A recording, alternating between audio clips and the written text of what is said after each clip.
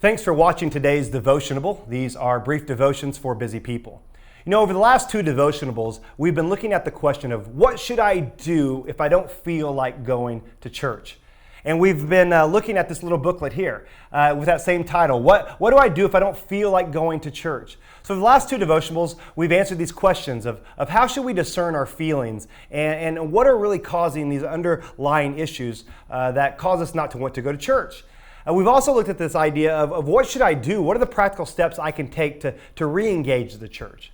Well, in today's devotional, I want to look at the very important question of how should we re-engage the church? If we've been out of church for a while, or maybe we've just been struggling to be there and want to be there, how can we kind of change our mindset when we go to church? That way we don't fall back into these same patterns. And the one piece of advice I would say to you is be fully present when you go to the Lord's church.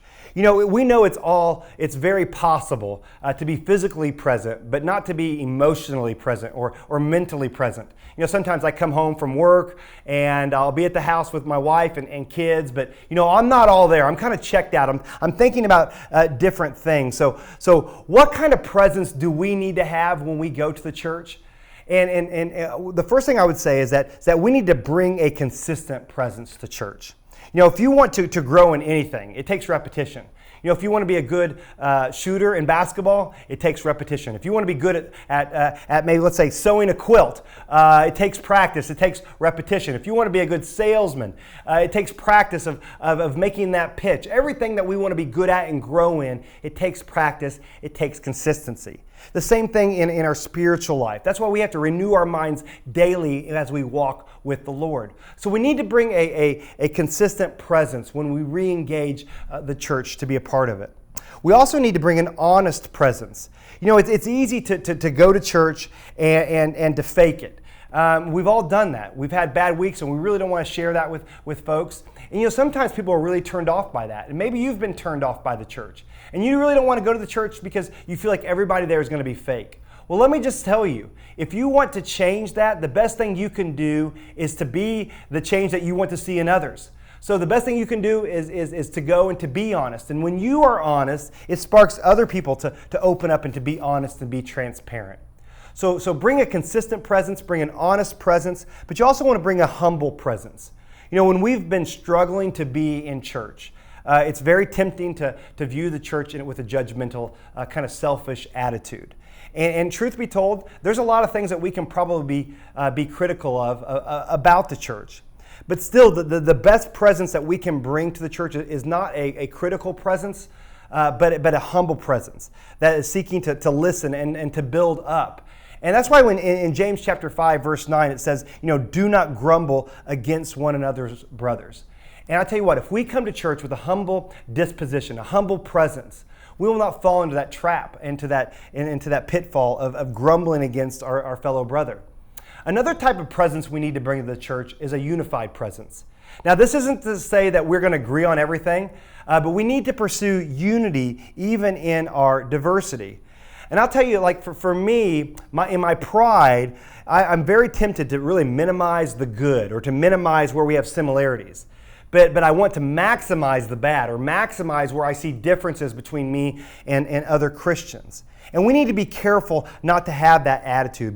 But when we come with a humble disposition, it fosters unity between other brothers. We also need to bring an active presence to the church. Just like there are two ways to be a part of a parade. You can either be marching or you're watching. The same is true in church life. There are two ways to attend church. You can either do it actively or you can do it passively. And I tell you, having an active presence is a really healthy thing because it causes us to be invested. It requires for us to be invested. And when we're pouring into something, we're investing in something, we care more about it. And God does something to the posture of our hearts in that process. He changes the posture of our hearts to where we no longer see things negatively, but we see things from a positive, supporting, encouraging standpoint. And the last thing I would say about our presence as you re-engage the church, as you walk through that door this Sunday, is come to church with a forgiving presence. And I tell you what, it's really hard to forgive sometimes. And when I'm struggling to forgive, I'm just reminded of Jesus' capacity to forgive me as he was being crucified on the cross.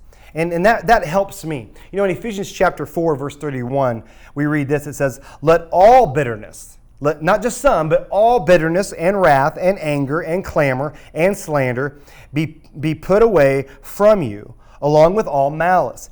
Instead, it says, be kind to one another, tender-hearted, forgiving one another as God in Christ forgave you. You know, we started these devotionables with this question of what do I do if I don't feel like going to church? And I hope that these devotionals have been helpful for you in discerning, you know, what are those underlying issues? You know, how can you get yourself to a place that you're ready to re-engage the church? And how can you come to church with the right attitude, with the right presence? And here's why it's so important. And the reason it's important is because you need the church and the church needs you. This is not a Lone Ranger faith that we are a part of here in the Christian family. We are one body. We are one family. So I hope these devotionals have been helpful to you. Thank you for watching, and we hope to see you next time.